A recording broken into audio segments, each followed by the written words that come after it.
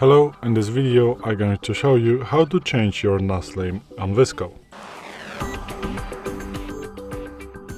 So, first of all, you want to open the VSCO app, which is this icon right here.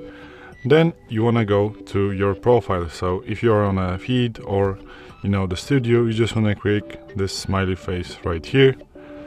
Then once you are on your profile, you want to go to edit,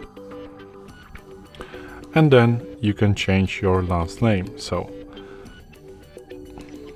click on it, change your last name, type whatever you want to, then just add the click on the top of the screen, and voila, you have just saved your last name and changed it. So this is it.